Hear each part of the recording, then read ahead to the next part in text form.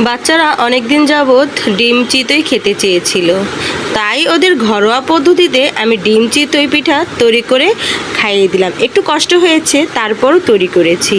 হ্যাঁ গাইস, আসসালামু আলাইকুম। সবাই কেমন আছেন? আশা করি সবাই ভালো আছেন। আল্লাহর অশেষ রহমতে আমরাও ভালো আছি।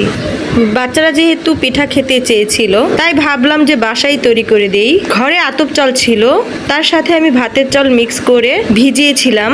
চাল যখন সম্পূর্ণ ভিজেছিল, তখনই আমি পাটায় পিষে তারপরে কিন্তু বানাতে চলে গিয়েছিলাম। চাল পাটায় পিষতে কিন্তু খুব কষ্টকর, আর যেহেতু আমি সিজারের মানুষ, প্রায় 2.5 মাস হয়েছে আমার সিজার হয়েছে, আমার জন্য তো আরো বেশি কষ্টকর। তারপরও কিন্তু আমি সাবধানতার সাথে চালগুলো পাটায় পিষে নিয়েছিলাম। আমি চেয়েছিলাম আমার বাচ্চারা স্বাস্থ্যসম্মত খাবার খাক, আর অনেক দিন যাবত আমিও পিঠা তৈরি করি না, প্রায় বছরখানেক হয়ে গেছে।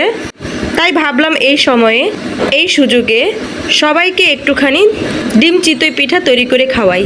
আমি সবগুলো চাল বেটে নিয়েছি, পরিমাণ মতন পানি দিয়ে এগুলো এখন আমি গুলিয়ে নেব। আমার বেটে রাখা চাউলের গুঁড়িগুলো কিন্তু আমি এখন গুলিয়ে নিয়েছি। পিঠা তৈরি করার জন্য এখন আমি চুলায় কড়াই দিয়ে দেব।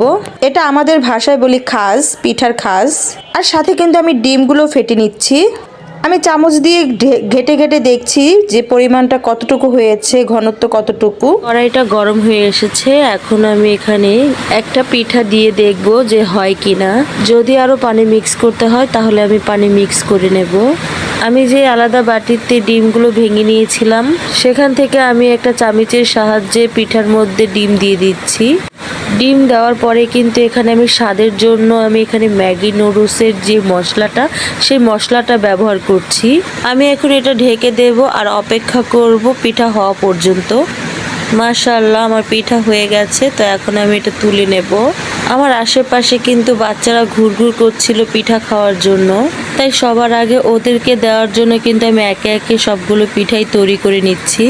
আমার লাইফে এই প্রথম আমি ডিম পিঠা তৈরি করলাম, তাও আবার আমার নিজের হাতের তৈরি পিঠা, ভাবতেই অবাক লাগছে। একেবারে দোকানের মতন স্বাদ হয়েছিল, অনেক মজা হয়েছিল। আমি যেমন কষ্ট করেছি সেই কষ্টটা কিন্তু আমার সার্থক হয়েছে। তো দর্শক, আরও এরকম ভিডিও পেতে আমার এই পেজটি ফলো দিয়ে আমার পাশে থাকবেন। আল্লাহ হাফিজ, আসসালামু আলাইকুম।